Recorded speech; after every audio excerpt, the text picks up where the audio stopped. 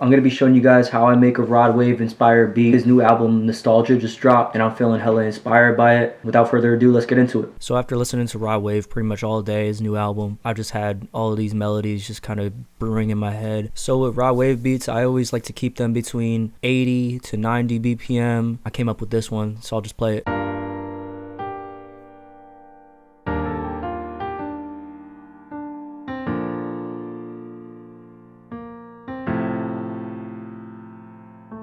So this is pretty dry. I added a little top line onto it, brought it an octave down to bring some variance to it. So I'm gonna go ahead and add some reverb onto it. So this is one of my favorite reverbs, Valhalla Supermassive.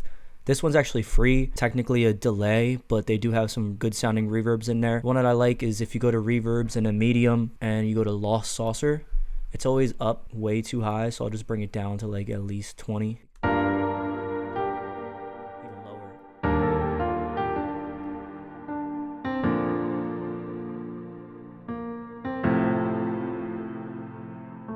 So as you can see, these notes are pretty quantized. They're not as realistic as I'd want them to be. So what I'm going to go ahead and do is I'm going to humanize these. Select and operate. And that's going to kind of bring these off the grid a little bit. If I zoom in, you guys can see.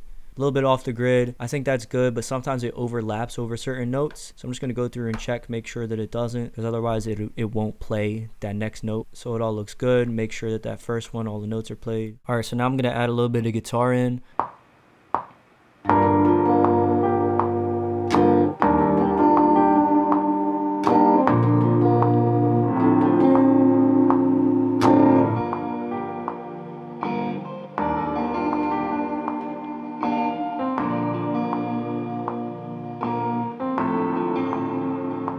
Alright, so I'm not fucking Jimi Hendrix and I can't record guitar takes perfectly. So what I'm going to do is I'm going to go in there and I'm going to align everything so it all hits on beat. So this is a really cool feature about Logic that I really like as opposed to other DAWs. Ableton has this feature as well where you can flex slice. So what you do is you click into the audio, turn on flex, and then you have these little nodes that you can separate out onto. So what I'm going to do is I'm going to make sure that everything is hitting on time. This is going to be here.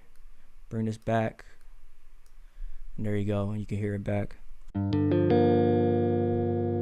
So I'm gonna do that with every other one here.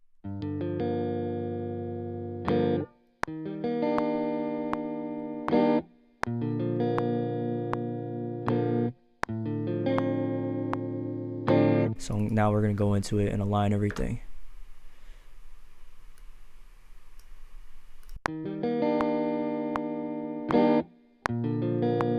Alright, so one thing that happens when you're flex slicing these is it'll kind of sound like you're chopping the audio up. One way that I like to avoid that is by putting reverb on there, and another way is by fading in and out the beginning of these audio clips.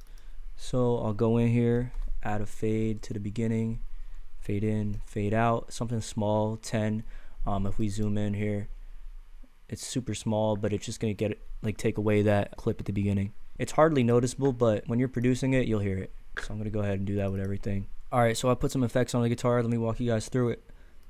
So what I first added was this acoustic guitar filter on the EQ. I usually just go with these preset filters because they're just easier than clicking and dragging throughout the entire EQ.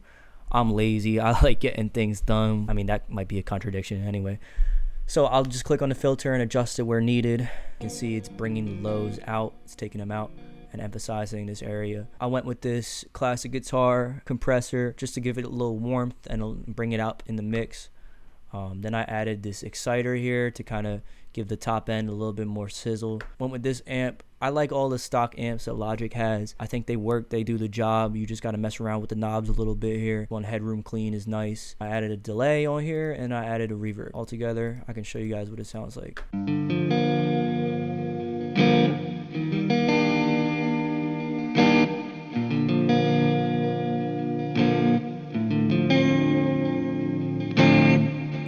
Alright, so the next step in most of Rod Wave songs, there's always like a vocal sample or some sort of loop going on in the background. So what I did was I pulled up a sample from Splice and I dragged it into Serato Sampler and I added some effects to it, just chopped it up a little bit and just solo it out so you guys can hear what it sounds like.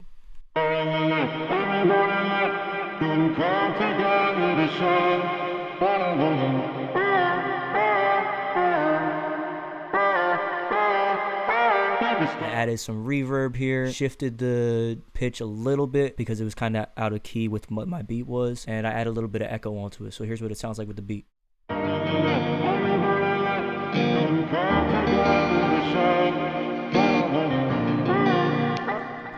it a little bit. I also panned them to the left and right so it could sit better in the mix.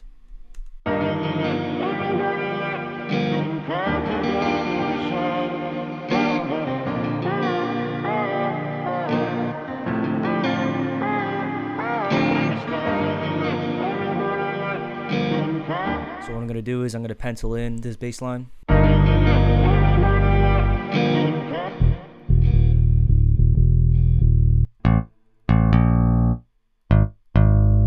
Alright, so I just penciled it in this bass melody, or this bass line, played the bass note of all the chords, and then I just added like a strum at the end, something like a hit, so it just sounds realistic. So what I'm going to do now is I'm going to humanize this as well. So it sounds like I played it on a live bass. And I'm just going to make sure the ends are ending where I want them to be.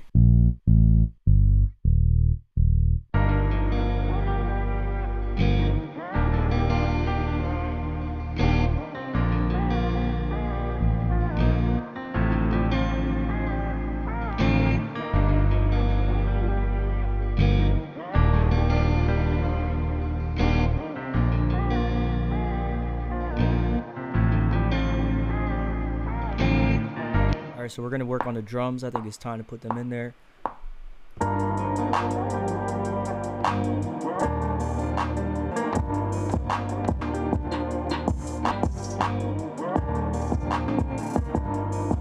Alright, so here's what the drums sound like together with the full beat.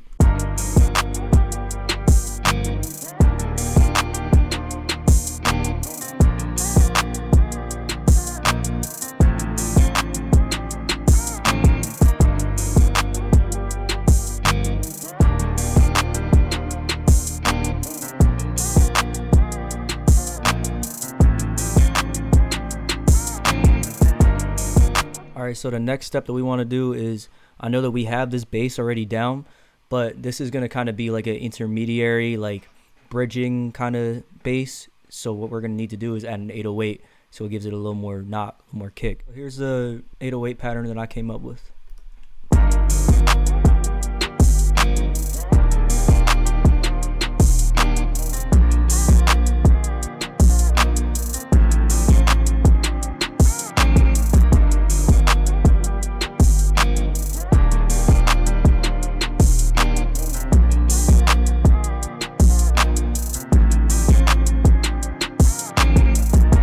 Alright, so now I think the beat is done, and all that I'm going to do now is arrange it and kind of set it so it has an intro, a chorus, verse, bridge, chorus, outro, and we'll be done. Alright, so that's how I make a beat inspired by Broadway's new album, Nostalgia. I hope you guys enjoyed it. I hope you guys can take away something from this. If you want to like and subscribe to this for more videos coming soon. And here's the beat.